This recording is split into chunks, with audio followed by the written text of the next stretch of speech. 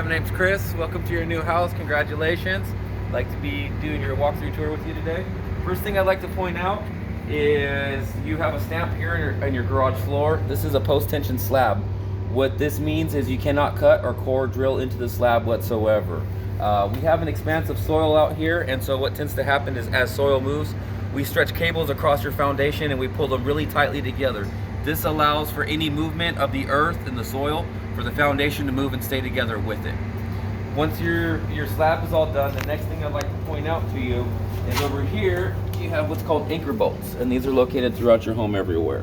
What this is this really allows us to pull the framing of your home down very tight to the foundation, so as the foundation moves, your framing of your house will move with that.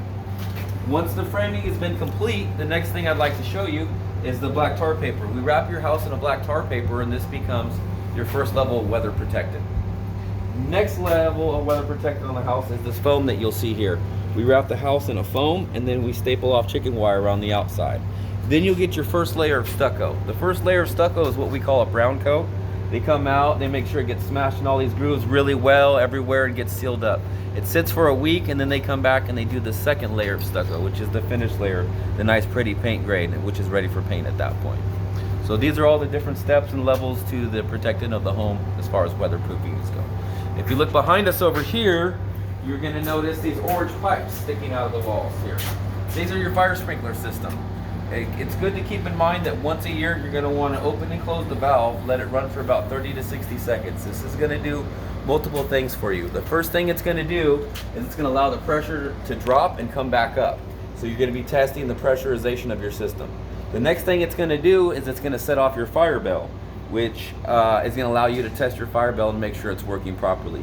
And the third thing it's going to do is it's going to purge a little water from the system and then put fresh water back in so your water doesn't get stagnant, start to get a smell, or you have any issues with any kind of buildup whatsoever. As I step back, you'll notice there's a lot of stuff going along in this wall. This is what we call the utility wall.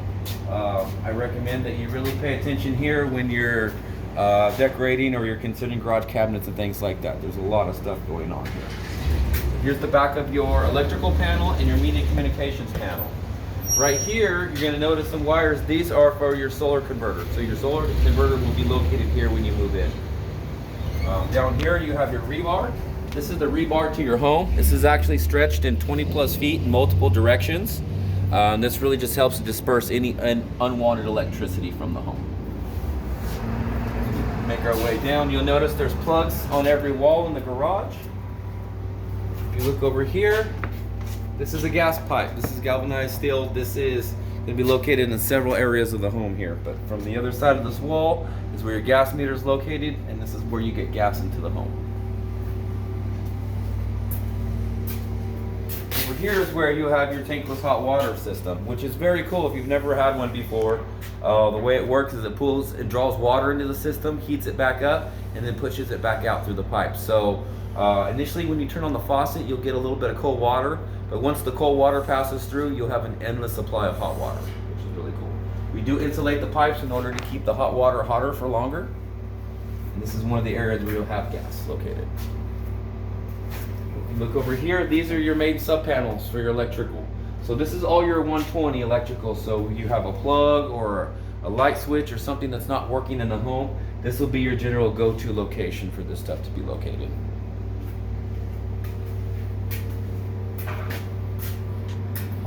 We have a garage door opener up here in the center with a sensor on each side. This pretty much concludes the garage. You have a garage opener here. Then as you enter into the home here, you have a pantry. Just kind of an idea of what the back side of the kitchen wall looks like in here.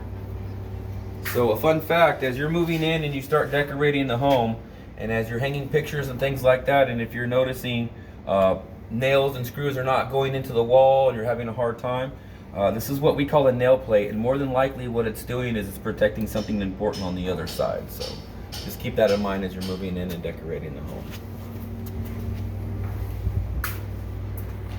Here we have your kitchen. Your stove will be located over here. This is another area where you will have the gas located in your home. You'll notice in here that the plugs and switches are up higher. This is to allow for them to be in the middle of your backslash between your lower and your upper cabinets. You have your kitchen island here, which we have your sink. Plugs on either side of the island, which is a big convenience. Over here is where your refrigerator will be located. And again, the plugs are located up higher in here to allow for them to be in your backsplash. You have the 3 can lights above the kitchen area here, as well as the 2 pendant pre-wires. Turning behind you over here, this is what we call the great room. These plugs are located down low. You have plugs on every wall. This is the location for your flat panel pre-wire for your TV. Here's an example of what we call an AC line set. So this right here goes to the outside of your condenser, and this actually runs up in your furnace, which allows the hot and the cold to be able to talk to each other. Another example of one of your anchor bolts.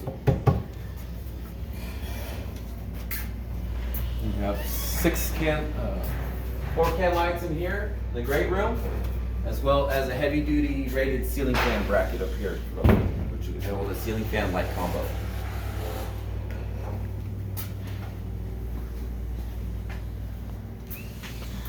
Here you have the dining room area, the nice slider out to the California room. 4 can lights. Again, you have the heavy duty rated ceiling fan bracket. You have plugs down low on every wall in here. Over here we have the guest suite. Not a guest suite, this one looks like it's an office. Here you'll notice, again, plugs down low on every wall. You have your TV flat panel pre-wire will be located on this wall. Plugs down low, you have the 4 can lights. You notice above your head a fire sprinkler there.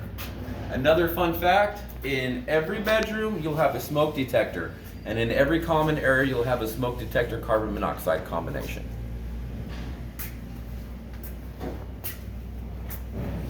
The other portion of this area, you have plugs down low on every wall again.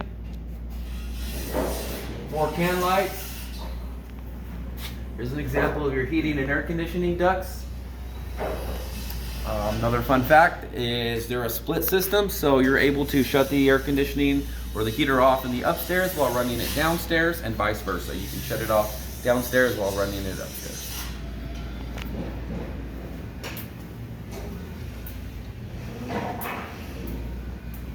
Come over this way. This is where your downstairs thermostat will be located. Doorbell chime over here in the entryway. Big tall ceilings in the entryway. Again, plugs down low on every wall. Over here we have the powder bathroom. You have an exhaust fan. You have a sink with the light above the sink, as well as a toilet and a door for privacy.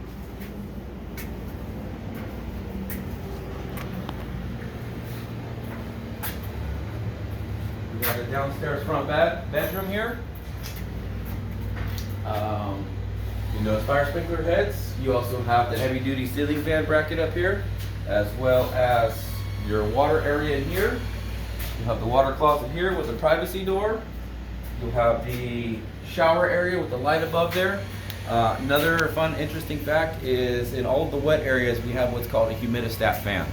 So anytime that the humidity reaches 51% in the home, they will automatically kick on. And don't be alarmed, on a very humid day they may kick on by themselves. They're just helping to eliminate some of the humidity from the house.